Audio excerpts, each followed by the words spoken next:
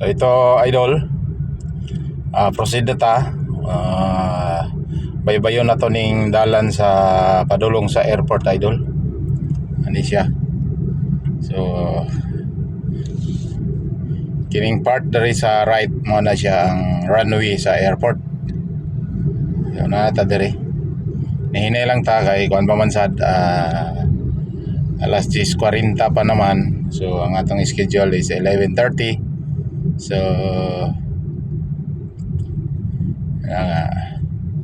pakita ko sa inyo ang highway nila dito, napakanindot, di ba? Mani siya ang airport na rin. So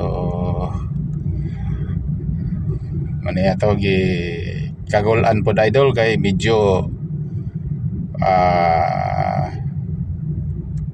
ka problema ang kuan karon, problema ang atong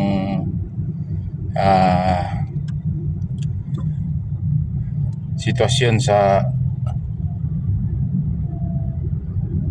nag-declare sila og emergency martial law dito sa Korea, South Korea. Amo to wala ta kabalogon sa ikuan, mamingaw na pud tani, wala na pud tay guess.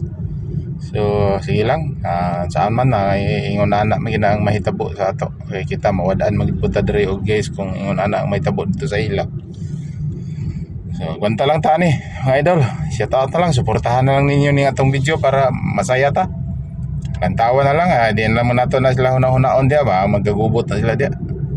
So karon idol, naay approaching aeroplano nga palanding mga idol. Kita ninyo idol, akong i-zoom kita niyo yung ilaw idol na sa itaas di maklaro.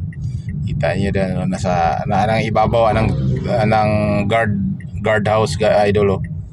So kita ko sa inyo.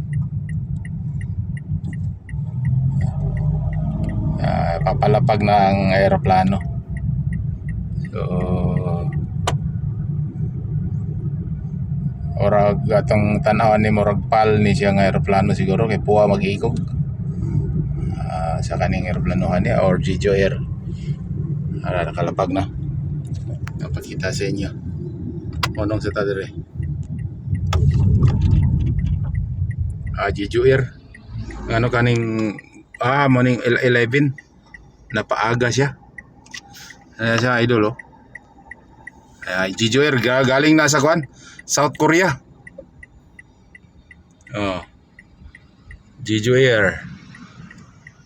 So, idol.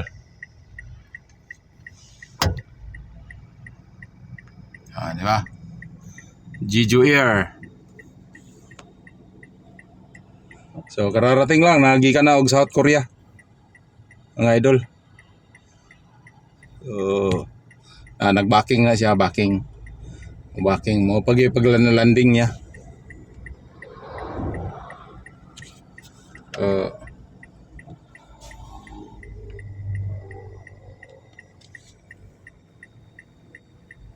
So